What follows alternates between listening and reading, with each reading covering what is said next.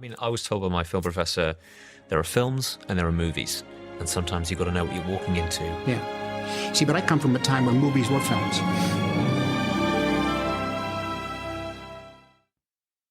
Okay, alright, I'm just gonna try to find my footing here. I'm still a little bit speechless, so if it takes me a second just to adjust here with, the episode, then just, relax.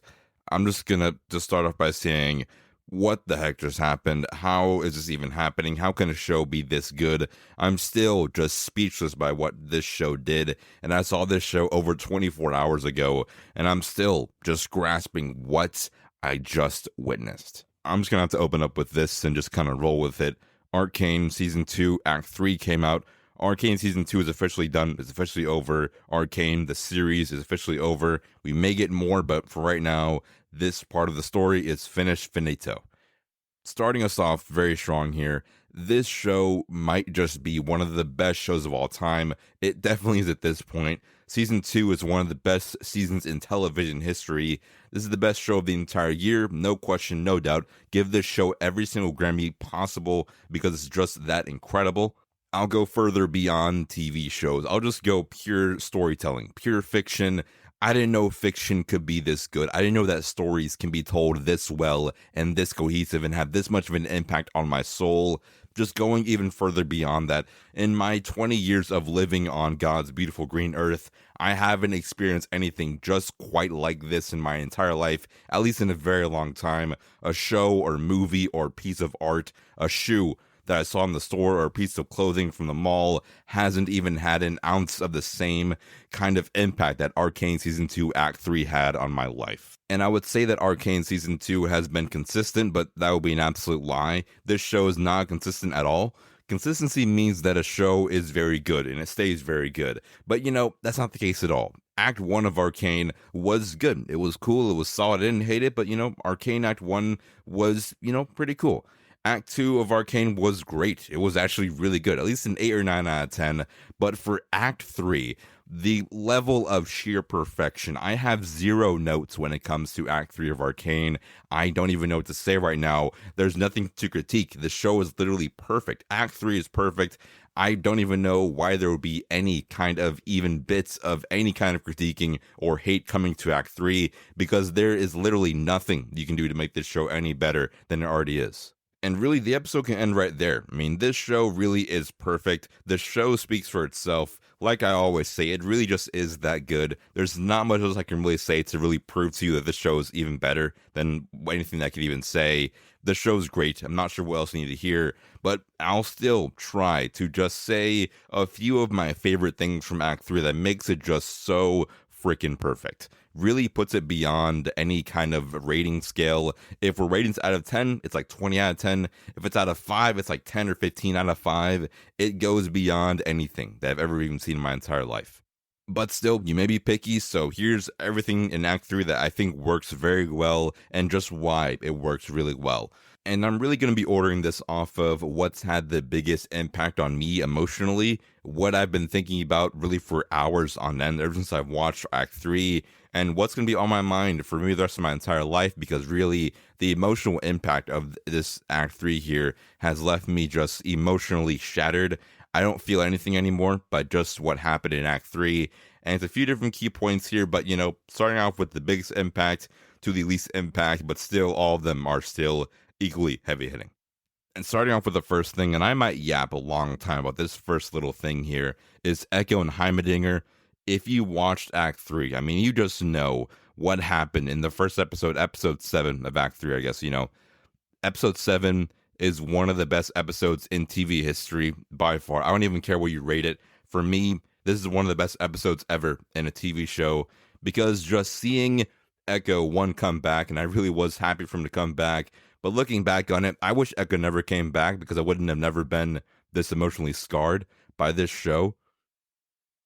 Seeing Echo, one, wake up in a different universe because of the, big calamity thing or whatever it was, that was also really cool. I like seeing that. I like seeing the what could have been universe, seeing that we can have Piltover and also the underground area being coexisting together one in one. That's beautiful to see. That's great seeing that. I love seeing everyone alive except for Vi in this universe as well. Vi is also dead here, but still seeing all that's very cool. But the thing that really had the biggest, just massive gut punch to my heart was seeing that we have Echo and Jinx be together in a relationship. I guess in this universe it's still Powder, but seeing that Echo loves Powder and would do anything for her really does add a different layer of depth to this entire show. Seeing that whenever you watch this show, I'm not just going to see Echo and Jinx have that fight, but I'm going to see that Echo truly did love her and truly did have a point to which they could have been together. Is just sad. So sad to see.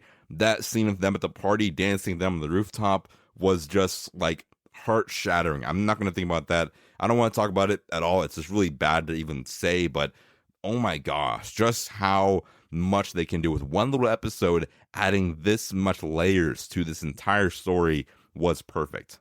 And seeing them on the rooftop at the party and him just leading in to kiss her, then pulling back and asking her, can we pretend like it's the first time and even potentially the last time, because it really is. But that is just also sad. Just seeing him not want to give up on her was just the heartbreak I didn't even want to see this year, but it just did. That was just, I mean, I want to start crying right now just by thinking about it. It was just so emotionally shattering. And then just quickly pivoting off of that before I start crying, seeing him come back at the very end, the last episode, seeing him literally save the entire universe was just like the biggest comeback player of the year. Heisman, Golden Arm Award, Man of the Year, MVP. Give him every single award possible because he deserves all of them. Rookie of the Year, offensive and defensive, it doesn't matter. He deserves every single award here because I think that he really is the MVP of the entire show. He really did just lock in at the very end there. Barely has like any screen time or dialogue, but still had the biggest impact of the entire show, which is just crazy. Echo's definitely my favorite character in the entire show, no question. Heimerdinger also here as well. Can't forget my boy. I definitely think that if anyone's going to get a little spinoff here or something, I wouldn't mind seeing a little bit of a Heimerdinger spinoff. That'd be kind of cool. You know, a little Heimerdinger, mini series would be kind of fun. Not needed by anyone except for me, but hey, I'm all here for it. I do think that is definitely a very Heimerdinger thing to do. To one, stay behind, to save Echo and send him back to the, proper reality. But also seeing that maybe Heimerdingers live like for 5,000 years. He wants to chill and vibe out, so who cares really, Heimerdinger's a little bit of a break, and he definitely deserved it there, so maybe a little bit of a Heimerdinger spinoff, a little Heimerdinger country album. That song was so gas, oh my gosh. A Heimerdinger country album, a Heimerdinger spinoff. I'm here for both those things in spades because it's just that good. But yeah, that was such a very small little section of this little act here, but just seeing Echo and Jinx together, seeing what could have been, seeing that he really does truly love her, and then seeing him go back to his reality to save her, not give up on her, was just so incredibly tragic and just so sad for him, seeing that he's still, at the very end of the show, sitting on the rooftop, still believes in her, still just wants her to come back, still loves her, was the biggest heartbreak of the entire year. I don't even want to talk about it right now because it was just so sad seeing that happen. But it was just the push that I needed for this show to really be taken to another level of emotional wreckage that it can do to me. I can really talk about this one episode with Echo and Jinx all day, literally for hours on end. I could talk about that one little episode, but I gotta move on to another little section here of the show, or the Act 3 here, when it comes to the next set of characters that really had a big impact on me, was definitely Jace and Victor. Those two, like I always say, Arcane is filled with a lot of great characters and moments. We have also Jinx and Vi, Echo as well, but still really the main show of Arcane, I think, is all about Jace and Victor. They are the show. Without them two, their show might just not work. And once again, I understand what we're going to say. Definitely still we have Jinx and Vi having a very big impact as well. But, the main show of the Arcane and the magic runery stuff has always been about Jace and Victor. That's definitely more of their realm. So seeing that come to a just beautiful, incredible ending just once again almost made me cry. I was a wreck on Saturday watching this Act 3. I don't even know what to think still. Just starting off with number 1, I referenced it back in Act 1. It would be very cool seeing Victor be the wizard that helped Jace out in the opening of the entire show. Seeing that happen, seeing everything come full circle was just an absolute treat to see. And then also just there's so much when it comes to this that was just really good. Seeing that, we saw in Act 2, Jace comes back to kill Victor why did that happen? Why did he betray him? But seeing Victor, he told Jace to go back and kill him because he knew that's what had to happen, just added another just layer of beauty to this relationship between Jace and Victor that made them just so much more beyond just brothers and partners, but so much more beyond that, a celestial level ascension of whatever that would even be. I like that it's still the two halves of the same coin with Jace and Victor, of the calamity and all of the arcane stuff. It's very cool seeing that one side is dark and evil, but the other side is more light. But seeing that kind of flip flop in the end, but also how both of them, Jace and Victor, both have good intention of what they want to do, but just see different ways of going about doing it is just incredible. I love seeing how Victor in the beginning is very good-hearted, and in the end, he is still good-hearted, but in reality, his vision for good has made him a little bit of a monster by just how much he has to be dedicated to that vision and not seeing just how dark it really was. But maybe, just maybe, what really made that relationship work so well was in the very end of the show, when also maybe the second worst heartbreak. The first heartbreak's still going to be Echo and Jinx, but the second heartbreak for me was definitely seeing how Jace and Victor, how far they've come in their relationship, seeing them just in, space, ascended at this point, and then hearing that Jace tells Victor that I just want my partner back, I just want my friend back, just my brother to come back to me, and then seeing them both finish what they started and ascend to that different level was just beautiful. Seeing that happen, seeing them finally end what they started, really coming full circle once again from the beginning of him as a kid to an adult, now seeing that his best friend was the one that inspired him to do all of this, and seeing him finally be able to close that book and close that chapter was just the absolute perfect way to end this story. This certain plot and this certain arc here couldn't have been ended any better. It's actually just incredible. Seeing that a show once again can be this perfect, can be this impactful to its entire audience is what makes Arcane so good. Seeing that there's this massive celestial being in space and we can still have it reduced to such an intimate, small moment in a show filled with so much in crazy fantasy fiction, the show can still find a way to show the human in this world, showing that people can hurt, can love, can laugh, can cry, makes Arcane Arcane. That's what makes it so perfect. And once again, I can do a full analysis breakdown for when it comes to Jace and Victor's relationship. That can go on for hours on end, but we don't have that kind of time right now, unfortunately. So moving on to the last thing that made me just really have a heavy impact was Jinx and Vi.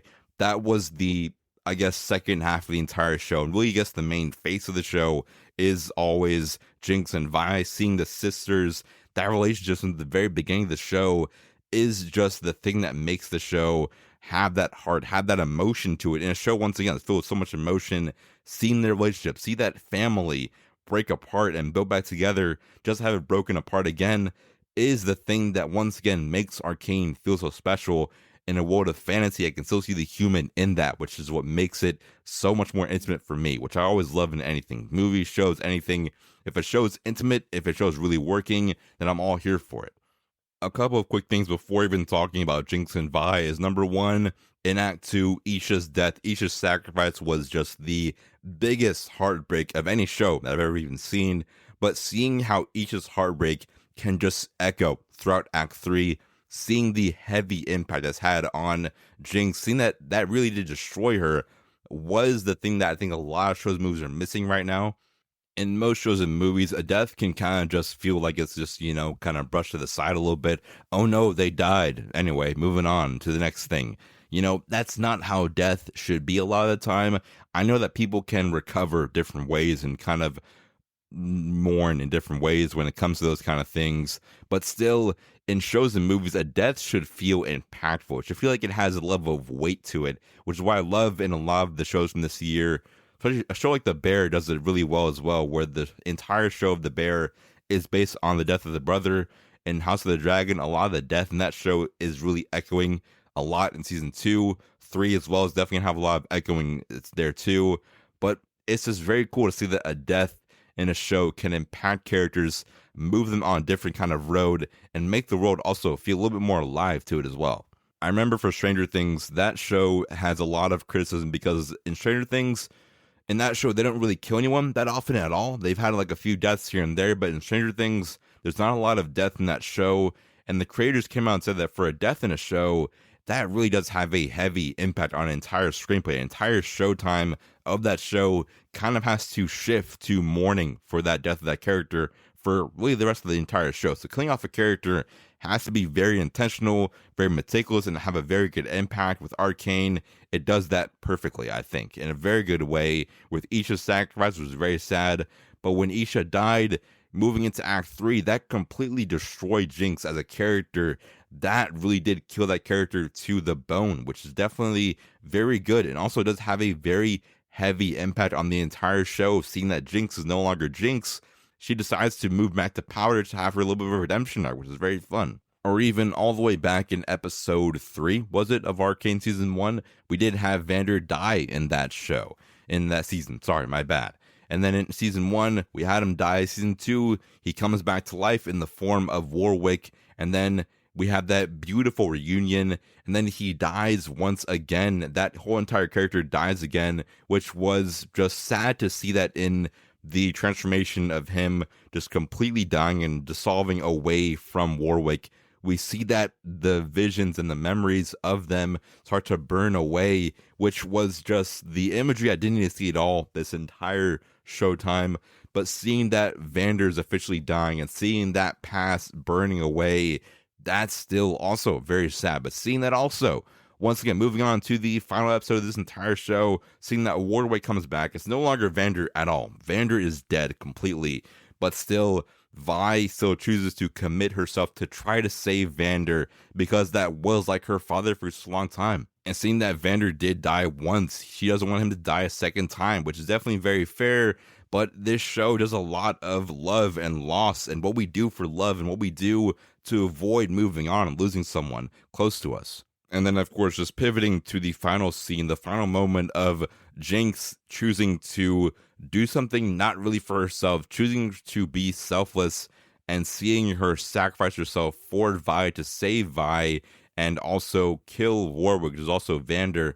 That's just so incredibly sad to see, but also, once again, so perfect to bring the character full circle with a full, beautiful, incredible arc. And I said it last week as well, just because of how it doesn't really feel right to have the character who wouldn't make the sacrifice, and then the other character who would have made the sacrifice have to live on and instead provide for the future and provide for everyone else around her, who was also someone who's definitely also very closed off, has to instead pivot to being someone who's more open, someone to be a little bit more not selfish, but choose her actions more carefully and wisely because of just how much people rely on her. Was really cool to see that happen.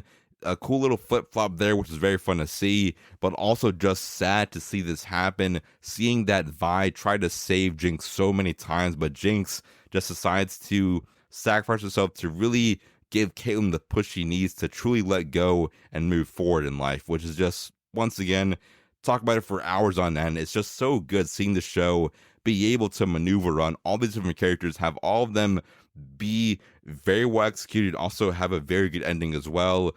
It's just incredible. And also that goes for every other side character. We have so many to even go through and talk about here as well. We have Caitlyn, who had a very good arc as well. Every other side character and decision that's done, I don't have any notes right now at all for that. I don't have any notes for the show. The show is just perfect. It's a 10 out of 10, 10 out of 10 season, absolute banger, one of the best shows of all time. And also, once again, if I had to mention it for any kind of different reason, every single thing technical, so animation, sound design, character design, this, that, whatever, music as well, I've talked about a lot here. Also 10 out of 10, zero notes at all. The pacing, the script, everything has all been very well executed. The thing that I also love, a little bit of a, minor little nitpick in a good way, is that in episode 3 of Act 3, when it cuts to the battle, seeing that final battle, that was so cool. Seeing that the just anticipation of all that, it just, drops you right in the center of the battlefield. That was great to see that as well. The screenplay as a whole was just so beautifully well done. And the show does also leave itself very open-ended. It definitely can go a lot of different directions with the lore of Arcane. And also just quickly want to notate on here, just a very quick little one here. I don't have any notes for the show. The show's a 10 out of 10 for me personally. I've heard about a lot of different criticisms about the show, but that comes, I think, from people who are critiquing the show based on lore, things, and that such stuff. So me personally, once again, I've never read lore for Arcane. Most likely never will read lore for League of Legends, so that makes the critiquing of this show different for me compared to someone else, but still, based on what we got, and me as someone who's not a fan, the show's 10 out of 10, no question. When it comes to Echo's arc, Jace and Victor finally wrapping up together, and Jinx and Vi finally having their beautiful ending to their beautiful relationship and arc, that was just perfect to see. That was just great. That was literally, I have 0 notes to this entire show. And I guess the biggest complaint for the show that I may have is that the show does feel a little bit incomplete, but still, once again, the Lord of Arcane goes deep. The story isn't over by any means. The show and the story can go on for a very long time. There's so much to dive into when it comes to this world of Arcane. I mean, Jinx still may be alive in the end of the show, which is definitely something I don't really support, but still, Jinx may still be alive, so there may be some more stuff you can do with Jinx as well. So yeah, the show isn't over. Arcs aren't even done yet.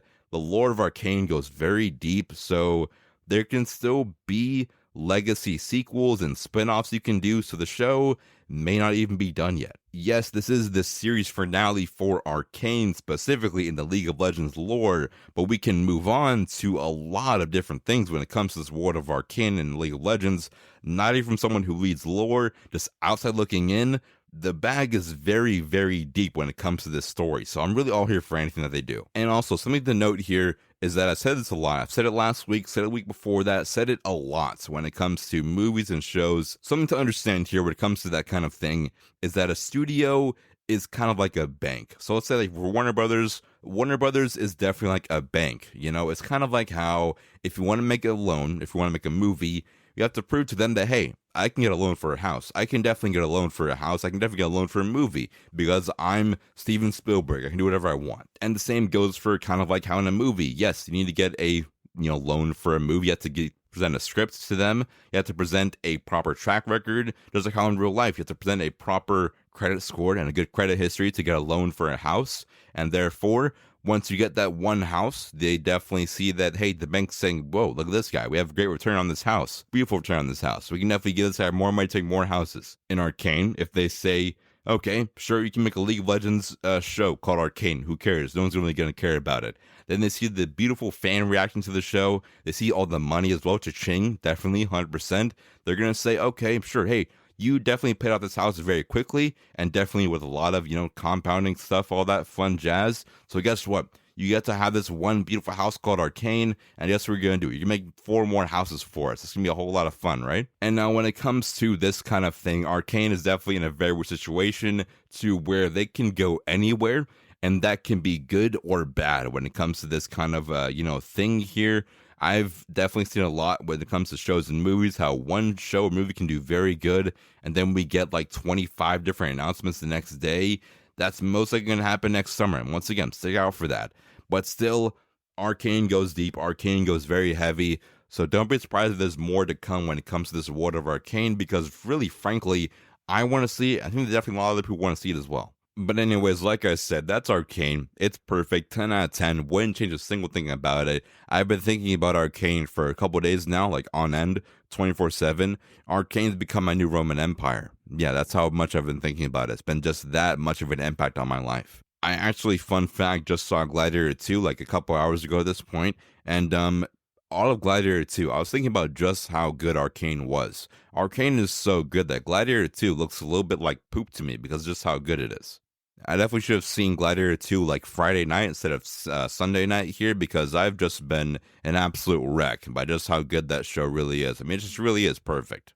But anyways, that's enough. It's getting late. I have work in the morning. This week, we're doing Where the Wild Things Are. I may try to squeeze in Gladiator 2.